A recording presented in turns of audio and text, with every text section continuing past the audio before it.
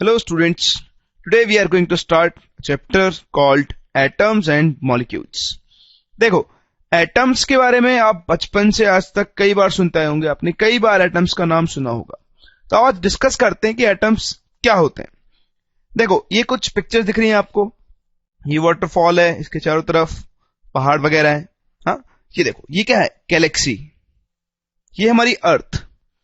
इस दुनिया में जो भी कोई चीज बनी है वो किससे मिलकर बनी है? एटम्स। एटम्स हर जगह प्रेजेंट है। ये वाटरफॉल, ये पहाड़, ये किससे मिलकर बने हैं? एटम्स। ये गैलेक्सी किससे मिलकर बनी है? एटम्स। आप किससे बने हो? एटम्स। मैं, हम सब, और ये हमारी पूरी अर्थ, ये सब का सब किस चीज से बना है? एक बहुत ही छोटी सी चीज जिसे हम क्या बोलते हैं? एटम्स। तो एटम्स हर जगह प्रेजेंट है, चाहे आप अर्थ के अंदर की बात करो, चाहे आप अर्थ से बाहर की बात करो, हर जगह एटम प्रेजेंट है। एटम को समझने के लिए कि एटम आखिर होता क्या है, आपको एक बहुत सिंपल सा एग्जांपल देता हूं। देखो, जैसे ये घर, देखो हमारे घर एक बहुत ही छोटी सी चीज से बनते हैं, जिसको बार बार ज्वाइन करने पर ही ये पूरा घर कंस्ट्रक्ट होता है। बताओ वो चीज क्या होती है? वो चीज होती है ब्रिक्स। ये ब्रिक्स, एक एक ब्रिक को जब आप ज्वाइन करते हो तो आपके पास क्या बनता है? पूरा एक घर। यानी मैं कह सकता हूं कि these bricks are the building unit of a house. अगर ये ब्रिक्स नहीं हो तो आप इस हाउस को कंस्ट्रक्ट नहीं कर सकते हो। सेम इसी तरह कोई भी चीज, मैटर, इस दुनिया में प्रेजेंट कोई भी मैटर, वो भी किससे मिलकर बनती है? एटम्स। जैसे ये मकान, ये हाउस ईंटों से मिलकर बना है, सेम उसी तरह एक मैटर होती है, वो बहुत ही स्मॉल पार्टिकल्स से जुड़कर बनती है। और वो जो स्मॉल पार्टिकल्स होते हैं उन्हें हम क्या बोलते हैं? एटम्स। तो हम सिंपली बोल सकते हैं कि atoms are the building units of all matter. इस दुनिया में जो भी कोई चीज प्रेजेंट है उसकी बिल्डिंग यूनिट कौन है? एटम्स। यानी वो किससे मिलकर बना है? एटम्स से। तो हम एटम्स को सिंपली डिफाइन कर सकते हैं as the smallest building unit of all matter is called atom. वो सबसे छोटी यूनिट जिसके थ्रू सारी मैटर्स फॉर्म हुई हैं उसे हम क्या कहते हैं? एटम। तो बहुत ही सिंपल सी चीज होती है एटम। सिंपल सा कहने का मतलब यह है कि अगर एटम नहीं होता तो इस दुनिया में कुछ भी नहीं हो सकता है। हर चीज किससे मिलकर बनी है? एटम्स से। एटम्स को डिफाइन करने के बाद अब हम ये जानना चाहते हैं कि एटम्स को हम पहचाने कैसे। देखो, ऐसा तो हो नहीं सकता कि दुनिया की हर चीज एक ही तरह के एटम से बनी हो। अलग अलग तरह के एटम्स होते हैं और उनको पहचानने के लिए हम उन्हें एक स्पेसिफिक सिंबल प्रोवाइड करवाते हैं। तो आओ डिस्कस करते हैं symbols of atoms of different elements. अब हम पढ़ेंगे कि कैसे हम अलग अलग एलिमेंट्स के एटम्स को पहचानते हैं। सबसे पहले तो बात करते हैं क्या जरूरत पड़ी कि हम एटम्स को सिंबलाइज करें। देखो, जैसे ये बहुत सारे बच्चे हैं, अगर ये सारे बच्चे एक साथ आपके सामने आ जाए तो क्या आप इन्हें पहचान सकते हो? बोलो। आप इनकी शक्ल देखकर इन्हें नहीं पहचान सकते हो। आपको इनको पहचानने के लिए इनके नाम की जरूरत होगी। हर बेबी को आपको एक नाम देना पड़ेगा। ऐसा ही होता है, हमारे घर में जितने भी बच्चे हैं, बड़े हैं, बूढ़े हैं, सबके अपने अपने कोई ना कोई नाम है जिनके थ्रू हम उन्हें पहचानते हैं। अगर सबके नाम हटा दिए जाए तो आप सोचो वर्ल्ड कितना लोनली हो जाएगा ना। आप किसी को बुला ही नहीं पाओगे। शक्ल देखकर आप कैसे किसी को बुलाओगे? ऐसे बोलोगे ओए? नहीं बोल सकते ना। तो आपको क्या करना पड़ता है? हर इंसान को हम एक नाम देते हैं, उसी नाम से उसकी पहचान होती है और थ्रू आउट उसकी लाइफ हम उसे उसी नाम से बुलाते रहते हैं। जैसे ये सब बच्चे, इन सब बच्चों को कोई ना कोई नाम दिया जाएगा जिनसे इन्हें आगे जाके पहचाना जाएगा। सेम यही केस होता है एटम्स के साथ। ओवरऑल हमारे पास 115 एलिमेंट्स हैं और हर एलिमेंट का अपना एक एटम होगा। तो हम कैसे पहचानेंगे कि कौन सा एटम किस एलिमेंट का है? उसके लिए हमने एक तरीका अपनाया कि जैसे हम इंसानों को नाम देते हैं वैसे एटम्स को क्या करें? हम सिंबलाइज करें। तो एटम्स को सिंबलाइज करने के लिए हम बहुत छोटे छोटे 2-3 रूल्स फॉलो करते हैं। देखो, उन्हें डिस्कस करते हैं। जो पहला रूल है वो ये कहता है कि many of the symbols are the first one और two letters of the name of the elements. हम जो भी एलिमेंट का नाम लिखते हैं उसके या तो फर्स्ट लेटर को या फिर फर्स्ट टू लेटर्स को हम सिंबल की तरह यूज करते हैं। तो ये हुआ पहला रूल। देखो दूसरा rule, first letter of the symbol is always capital. जब भी आप सिंबल लिखोगे तो उसका पहला लेटर हमेशा क्या होना चाहिए? कैपिटल। एक और बहुत इंपॉर्टेंट चीज जो आपको ध्यान रखनी होगी, symbols are taken from English, Greek और लैटिन नेम्स ऑफ एलिमेंट्स। जो भी आप सिंबल्स यहां पे यूज करोगे या जो सिंबल्स आप असाइन करोगे वो या तो एलिमेंट्स के इंग्लिश नेम्स हो सकते हैं या फिर ग्रीक नेम्स हो सकते हैं या फिर लैटिन नेम्स हो सकते हैं। तो ये तीन मेन रूल्स को फॉलो करते हुए एटम्स को सिंबलाइज किया हुआ है। चलो हम एक एक एलिमेंट को डिस्कस करेंगे और देखेंगे कैसे हम उसके सिंबल को क्रिएट कर सकते हैं। चलो, एटम्स को सिंबलाइज करने के लिए मैंने एक टेबुलर फॉर्म बनाई है ताकि हम याद रख सकें कि एलिमेंट क्या है, उसका नाम क्या है, उसका सिंबल, कुछ रिमार्क्स जो मैं आपको बताऊंगा और उसका एटॉमिक नंबर। हम स्टार्ट कर रहे हैं with the first element that is hydrogen. ठीक, तो हाइड्रोजन एलिमेंट का नाम भी क्या होता है? हाइड्रोजन ही होता है। और इसका सिंबल, क्योंकि ये इंग्लिश नेम है तो इसका सिंबल होता है H। हम फर्स्ट लेटर भी ले सकते हैं या फिर फर्स्ट टू लेटर्स भी ले सकते हैं, तो सबके लिए अलग अलग है, कोई स्टैंडर्ड नहीं है। हाइड्रोजन के लिए हम कोई रिमार्क नहीं लिख रहे हैं, लेकिन इसका एटॉमिक नंबर कितना होता है? वैसे तो मैं नॉर्मल एटॉमिक नंबर्स को ही फॉलो करूंगा, एक के बाद जैसे 1 2 3 4 5, एक एक को डिस्कस करते हैं।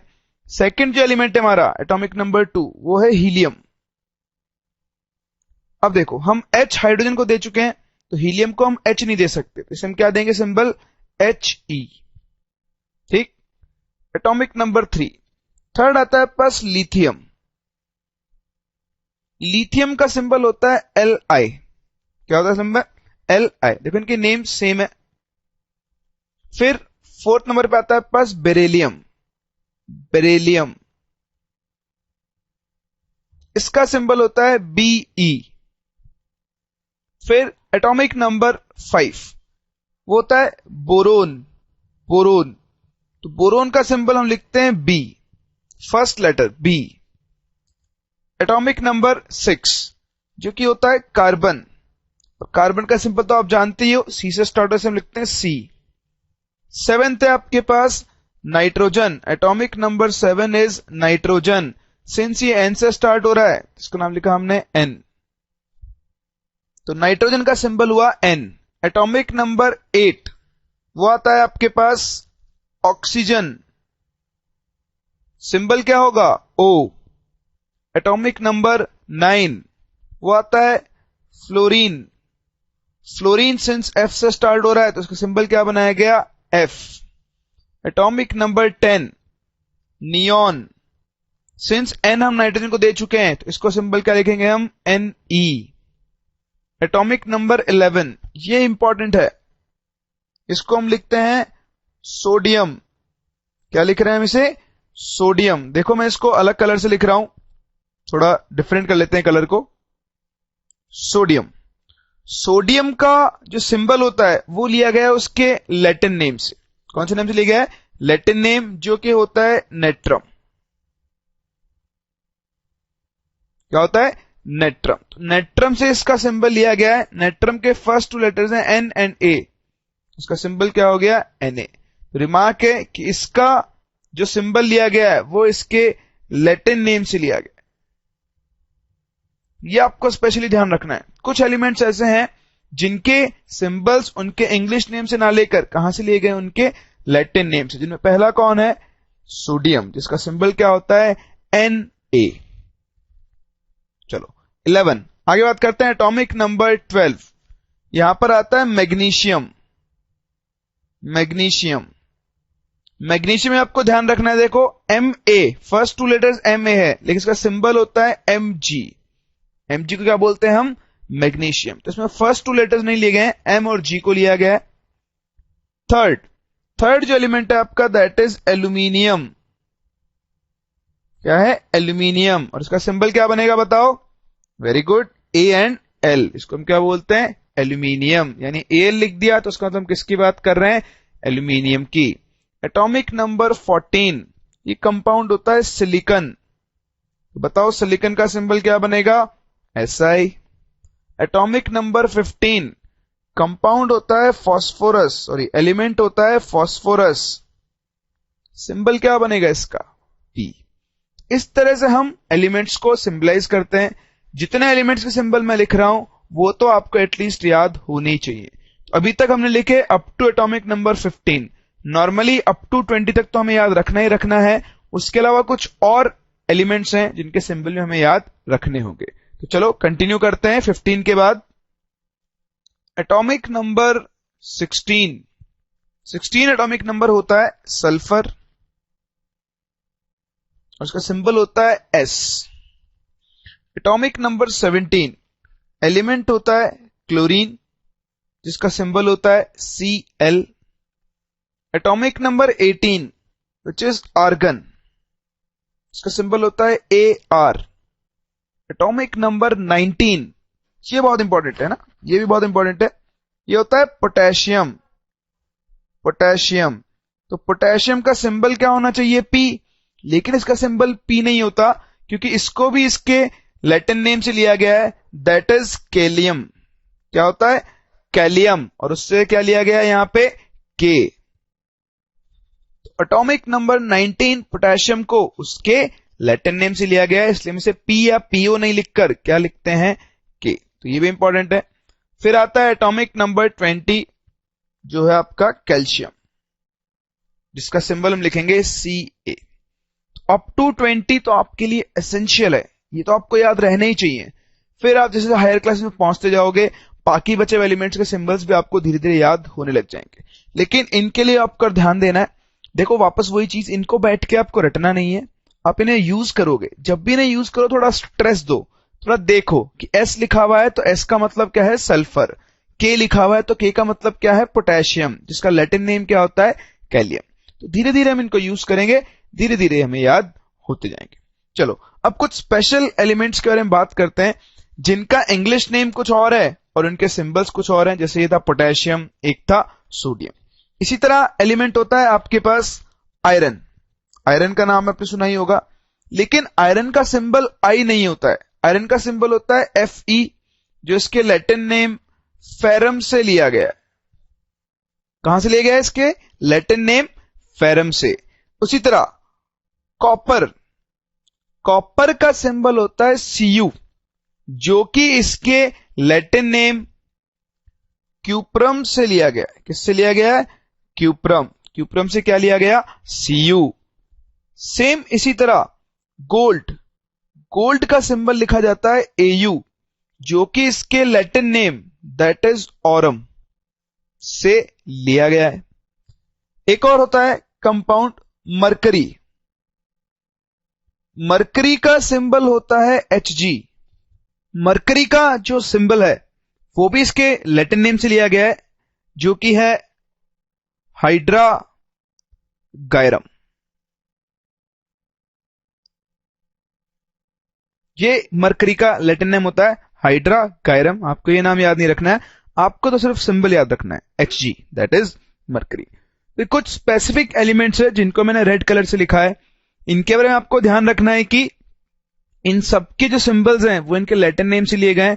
तो अगर आयरन है तो आयरन को हम I नहीं बोलते, हम क्या बोलते हैं? Fe। कॉपर को हम क्या बोलेंगे? Cu। Gold Au, mercury Hg, potassium को P नहीं बोलते, क्या बोलते हैं हम? K। तो कुछ कॉमन एलिमेंट्स हैं जिनके सिंबल्स आपको याद होने चाहिए।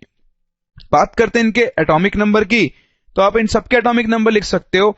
आयरन का एटॉमिक नंबर होता है 26, कॉपर का एटॉमिक नंबर होता है 29, गोल्ड का एटॉमिक नंबर होता है 79, मरकरी का एटॉमिक नंबर होता है 80। इसी तरह एक एलिमेंट और बच गया है जिसके बारे में हमें बात करनी है, दैट इज सिल्वर। सिल्वर का सिंबल होता है Ag, जो इसके लैटिन नेम अर्जेंटम से लिया गया है। चले गया अर्जेंटम, तो वहां से लिया गया है Ag, और इस Ag का एटॉमिक नंबर होता है 47।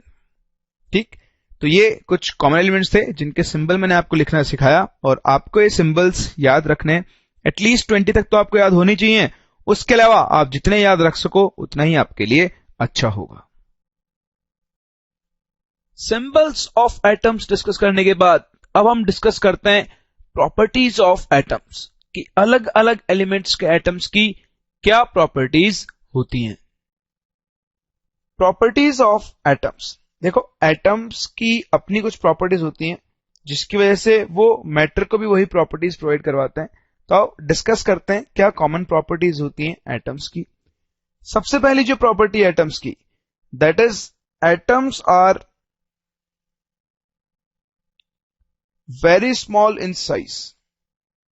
एटम्स साइज में क्या होते हैं, बहुत छोटे होते हैं, बहुत छोटे, मतलब ये इतने छोटे होते हैं कि आप इन्हें अपनी आंखों से नहीं देख सकते हो, बिल्कुल भी नहीं देख सकते हो। अगर हम एटम की साइज की बात करें, साइज ऑफ एटम, उसका ऑर्डर होता है 10 to the power -10 मीटर्स। कितना होता है, 10 to the power -10 metre. 1 metre को तो आप अच्छी तरह जानते हो, ये जो आपका एटम होता है वो 1 मीटर से 10 to the power 10 टाइम्स छोटा होता है। सोचो कितना छोटा होता होगा। तो एटम बहुत बहुत छोटा होता है, इतना छोटा होता है कि अगर मैं यहां पे एक छोटा सा मार्क बना रहा हूं, इस मार्क में भी मिलियंस ऑफ एटम्स प्रेजेंट हो सकते हैं।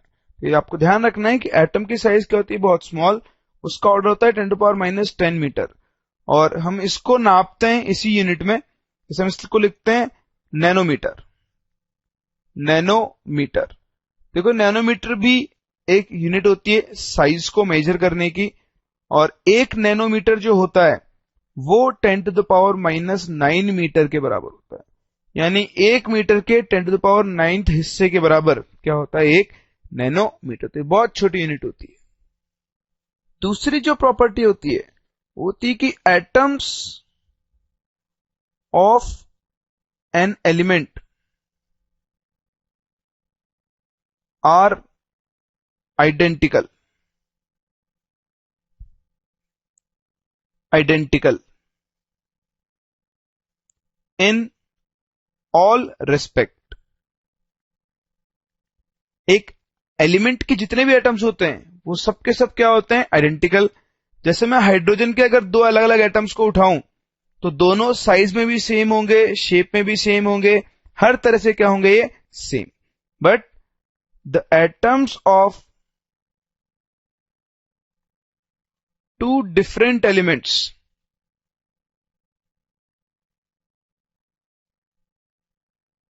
Are different. अगर आप 2 अलग अलग एलिमेंट्स ले लो, जैसे मैं ले लूं हाइड्रोजन और ऑक्सीजन, इनके एटम सेम नहीं होते। एक ही एलिमेंट के अलग अलग एटम्स हमेशा सेम होते हैं, जबकि 2 अलग अलग एलिमेंट के एटम्स हमेशा क्या होंगे, एक दूसरे से डिफरेंट। तो ये 1-2 जनरल प्रॉपर्टीज हैं एटम्स की जो हमारे काम में आएंगी। फर्दर एक बहुत बहुत बहुत इंपॉर्टेंट प्रॉपर्टी है एटम्स की, वो है उनका मास, जिसे हम डिफाइन करते हैं एज एटॉमिक मास। देखो एटॉमिक मास, एटॉमिक मास को डिफाइन करने के लिए सबसे पहले तो आपको यूनिट्स को यूज करना सीखना होगा कि कैसे हम मास को मेजर करने की यूनिट्स बनाते हैं। चलो एक एग्जांपल से शुरुआत करते हैं। तो देखो ये हमारे एग्जांपल का एक सेटअप है। मैं आपको पहले सेटअप एक्सप्लेन कर देता हूं। ये आपके पास एक वेट बैलेंस है, ठीक, मैं आपको एक टास्क दे रहा हूं। आपके पास कुछ बॉल्स हैं, सबके सब बॉल्स सेम है, सबका मास भी क्या है, सेम। और ये एक ब्लॉक है, ब्लॉक, इस ब्लॉक का हमें मास पता करना है ना, मास पता करना है in terms of these balls, कि ये अकेला ब्लॉक कितनी बॉल्स के बराबर है। ठीक, सपोज हम बहुत पुराने जमाने में जी रहे हैं, हमें नहीं पता केजी, ग्राम, ये सब क्या होता है, और हमें बस इस ब्लॉक को पता करना है कि इसको हम कैसे, इसका वेट हम मेजर कर सकते हैं। तो बताओ इन बॉल्स की सहायता से या इन बॉल्स की हेल्प से आप इस ब्लॉक का मास कैसे पता करो। तो हम ये टास्क कैसे करेंगे, बहुत आसान है। हम इस ब्लॉक को उठाएंगे और इसे इस वेट बैलेंस पे रख देंगे। और फिर उसके बाद हम क्या करेंगे, हम एक एक बॉल को उठाएंगे और इस वाले वेट बैलेंस में रखना स्टार्ट कर देंगे। इनिशियली क्या होगा, ये जो आपने बॉक्स को वेट बैलेंस के लेफ्ट साइड में रखा, तो ये पूरा का पूरा लेफ्ट बैलेंस कहां चला जाएगा, नीचे की तरफ। अब आप एक एक करके इन बॉल्स को यहां पे रखना स्टार्ट कर रहे हो। जैसे जैसे नंबर ऑफ बॉल्स बढ़ते जाएंगे, ये बैलेंस फिर ऊपर की तरफ मूव करेगा और तब तक मूव करता रहेगा जब तक यहां पे रखी हुई बॉल्स का वेट इस बॉक्स के वेट के बराबर ना हो जाए। बोलो ऐसा ही होगा, है? जिस पॉइंट पर ये दोनों वेट बैलेंस इक्वल हो गए, हम क्या बोल देंगे कि दोनों साइड मास इक्वल है। और इस टाइम पर हम ये कह सकते हैं कि mass of box is equals to, यहां कितनी बॉल्स है, 5 times the mass of balls. बोलो कह सकता हूं। चलो यहां पे बॉक्स की जगह कुछ और रखते हैं। मान लो यहां पर हम एक बड़ी बॉल रखते हैं और ये मानते हैं कि यहां पर ये 2 बॉल्स और रखने पर ये वेट बैलेंस हो जाता है। अब हम क्या बोलेंगे कि mass of this green ball, mass of the green ball is how many times, 7 times the mass of balls. समझ में आता है आपको? इस तरह से हम किसी भी चीज का मास इन बॉल्स के मास के टर्म्स में कैलकुलेट कर सकते हैं। जब हमें मास ऑफ बॉक्स लिखना है तो हम लिखेंगे 5 times the mass of balls. जब mass of this green ball लिखना है तो हम लिखेंगे 7 times the mass of balls. यानी जब भी हम किसी ऑब्जेक्ट का मास लिख रहे हैं तो हम लिख रहे हैं mass of object is equals to sum n times the mass of balls, कह सकते हैं। तो अगर हम देखें कि हर चीज के वेट में किसका मास आएगा, इन बॉल्स का मास, तो क्यों ना हम इन बॉल के मास को एक यूनिट बना दें। इस यूनिट को आप कुछ भी बोल सकते हो, जैसा इस यूनिट को आप कुछ भी बोल सकते हो जैसा नॉर्मल लाइफ में हम क्या बोलते हैं, केजी। केजी क्या है, एक ऐसे ही ब्लॉक का मास है जिसको हमने क्या मान लिया है, 1 केजी। आप चाहो तो इसको अपना नाम दे सकते हो, आप इसको शाहरुख खान बोल सकते हो कि एक बॉल का मास शाहरुख खान है, तो इस बॉक्स का मास क्या हो गया, 5 शाहरुख खान। इस ग्रीन बॉल का मास कितना हो गया, 7 शाहरुख खान। जो चीज आपको पसंद है वो आप इसको नाम दे सकते हो। तो इस तरह से किसी भी चीज के मास को कैलकुलेट करने के लिए यूनिट्स डिराइव की जाती है। बोलो यूनिट्स बनाना आपको समझ में आया? कि जब आपको ये समझ में आएगा तभी आपको एटॉमिक मास समझ में आएगा। ठीक, अब देखो एटॉमिक मास को कैलकुलेट करने के लिए भी हम कुछ ऐसा ही प्रोसेस काम में लेते हैं। हमने जो बॉल्स काम में ली, हमने इनके मास को स्टैंडर्ड मान लिया कि हम इनके रेस्पेक्ट में बाकी चीजों का मास कैलकुलेट करेंगे। सेम ऐसा ही हुआ जब एटॉमिक मास कैलकुलेट करने की आई। देखो हम एटम इतना छोटा होता है कि आप एक एटम का एक्चुअल मास कैलकुलेट नहीं कर सकते, तो आपको एटॉमिक मास कैलकुलेट करना होता है उस एक एटम को दूसरे एटम से कंपेयर करने के लिए। तो जैसे हमने यहां पर एक बॉल को स्टैंडर्ड माना, एटॉमिक मास कैलकुलेट करते टाइम एक स्टैंडर्ड एटम लिया जाता है जिसका मास हमें पता होता है और बाकी एटम्स को उस स्टैंडर्ड एटम से कंपेयर करके उसका मास स्टैंडर्ड एटम के टर्म्स में बता दिया जाता है। समझ में आता है आपको?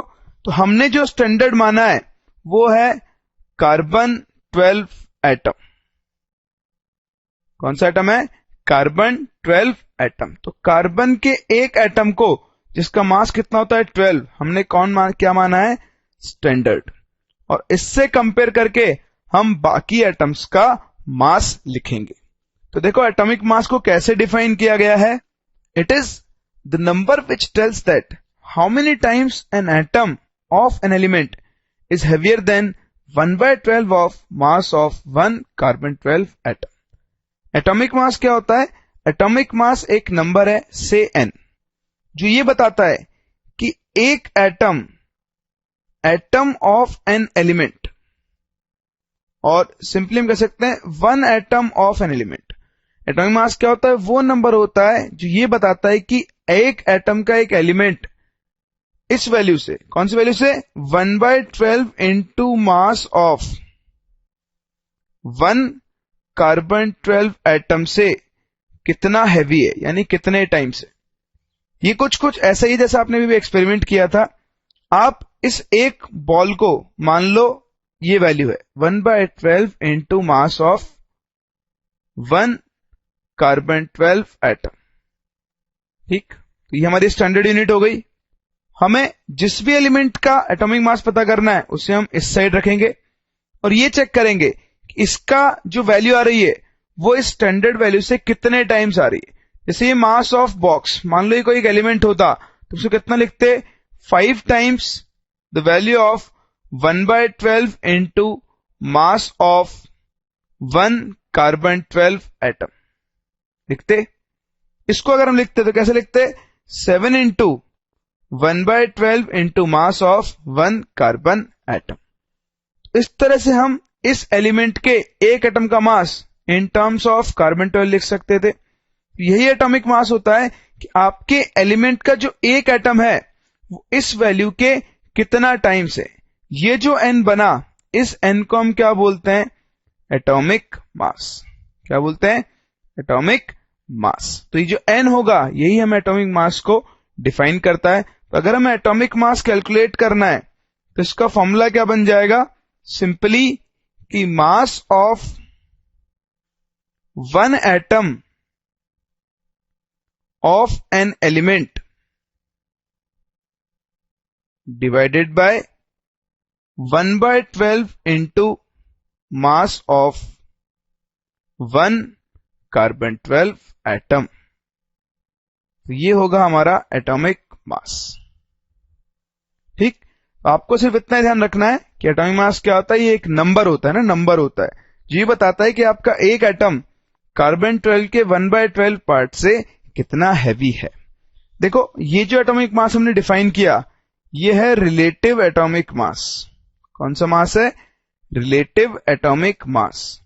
और ध्यान रखना इसकी कोई यूनिट नहीं होती है। जैसे मास की यूनिट होती है ना केजी, वैसे इसकी कोई यूनिट नहीं होती है क्योंकि हमने इसे किसके रिलेटिव डिफाइन किया है, कार्बन 12 के रिलेटिव, इसलिए हम इसको क्या बोलते हैं, रिलेटिव एटॉमिक मास।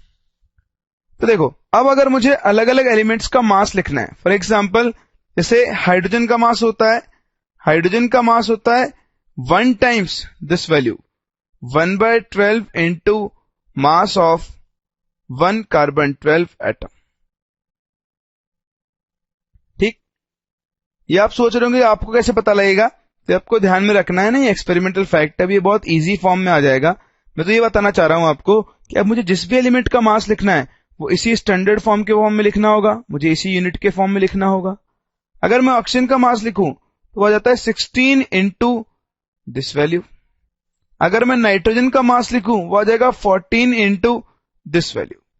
यानी मैं चाहे जिस भी एलिमेंट का मास लिख लूं, ये जो चीज है, ये जो यूनिट है, ये बार बार रिपीट हो रही है वैल्यू, तो क्यों ना मैं इस वैल्यू को कुछ नाम दे दूं ताकि मुझे बार बार इतना बड़ा नहीं लिखना पड़े। तो इसको हमने नाम दिया AMU, जिसे हम क्या बोलते हैं, एटॉमिक मास यूनिट। क्या बोलते हैं हम इसे, एटॉमिक मास यूनिट। यानी अब मैं हाइड्रोजन का एटॉमिक मास कितना लिख सकता हूं, 1 AMU। ऑक्सीजन का एटॉमिक मास कितना हो गया, 16 AMU। नाइट्रोजन का एटॉमिक मास कितना हो गया, 14 AMU। इस तरह से हम हाइड्रोजन, ऑक्सीजन और नाइट्रोजन के एटॉमिक मास को लिख सकते हैं।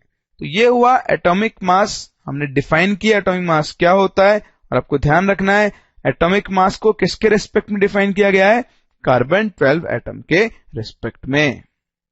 फर्दर देखो, इसको AMU के अलावा U भी बोला जाता है। क्या बोला जाता है, U। तो चाहे आप AMU बोल दो चाहे U बोल दो, दोनों का मतलब क्या है, सेम। ये दोनों ही किसकी यूनिट है, एटॉमिक मास की यूनिट है। तो कुछ कॉमन एलिमेंट्स हैं जिनके एटॉमिक मास आपको याद रखने पड़ेंगे। तो जैसे हम उनको यूज करते जाएंगे वो हमें याद होते जाएंगे। तो एक बार इनकी लिस्टिंग कर लेते हैं।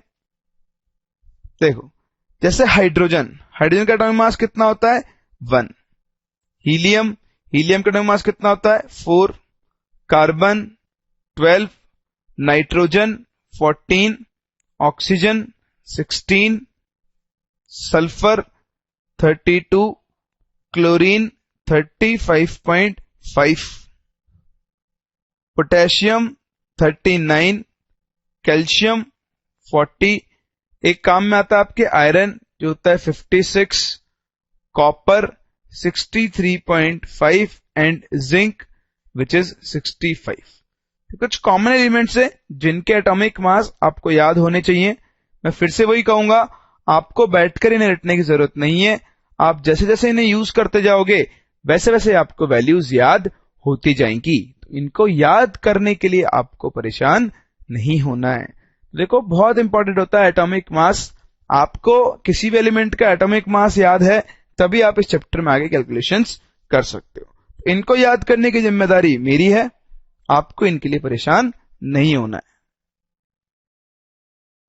चलो, ये हुई बात एटम्स के बारे में। अब देखो एक बहुत इंपॉर्टेंट चीज है, एटम्स कभी भी अकेले एग्जिस्ट नहीं करते।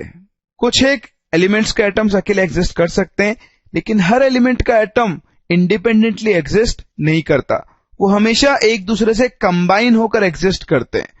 तो जब एटम्स एक दूसरे से कंबाइन होते हैं तो वो एक नई चीज फॉर्म करते हैं जिसे हम क्या बोलते हैं, मॉलिक्यूल। आओ डिस्कस करते हैं कि मॉलिक्यूल्स क्या होते हैं। See, molecules are formed by the combination of 2 और मोर एटम्स। 2 और 2 से ज्यादा एटम्स मिलकर जो चीज बनाते हैं उसे हम क्या बोलते हैं, मॉलिक्यूल्स। ठीक, तो मॉलिक्यूल्स के भी अलग अलग टाइप होते हैं। जैसे मैं बात करूं हाइड्रोजन, 2 हाइड्रोजन मिलकर बनाते हैं H2 मॉलिक्यूल, 2 ऑक्सीजन मिलकर बनाते हैं O2 मॉलिक्यूल, 3 ऑक्सीजन मिलकर बनाते हैं O3 मॉलिक्यूल, 4 फास्फोरस मिलकर बनाते हैं P4 मॉलिक्यूल। इस तरह से एटम्स कंबाइन होकर अलग अलग मॉलिक्यूल्स बनाते हैं। देखो यहां कितने एटम्स है, 2, 2, 3, 4, यानी हर मॉलिक्यूल में नंबर ऑफ एटम्स सेम नहीं है। इन दोनों में सेम है लेकिन बाकी सब में क्या है, डिफरेंट। तो यहां से हम एक टर्म डिफाइन करते हैं जिसे हम बोलते हैं एटॉमिसिटी। क्या बोलते हैं हम इसे, एटॉमिसिटी। देखो एटॉमिसिटी क्या होती है, simply the number of atoms present in a molecule.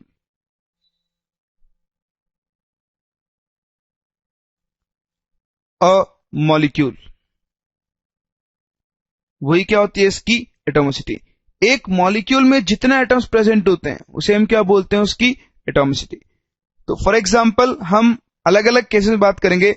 जब कंपाउंड में एक एटम होता है तो हम उसे बोलते हैं मोनो एटॉमिक। क्या बोलते हैं, मोनो एटॉमिक।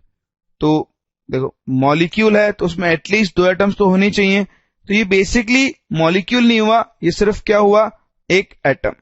तो नोबल गैसेस जैसे हीलियम, नियॉन, आर्गन, ये सब क्या होते हैं, मोनो एटॉमिक होते हैं। दूसरा टर्म हम डिफाइन करते हैं डाई एटॉमिक। डाई का मतलब इसमें कितने एटम्स होंगे, 2 एटम्स। तो जैसे H2, O2, Cl2, Br2, ये सब के सब क्या हैं, डाई एटॉमिक मॉलिक्यूल्स हैं जिनके अंदर 2 एटम्स हैं। इसी तरह क्या आएंगे, ट्राई एटॉमिक, जैसे ओजोन O3, ये कैसा होता है, एक ट्राई एटॉमिक मॉलिक्यूल है। जब 4 होंगे तो उन्हें हम क्या बोलेंगे, टेट्रा एटॉमिक, यानी इसकी एटॉमिसिटी कितनी होगी, 4, जैसे P4।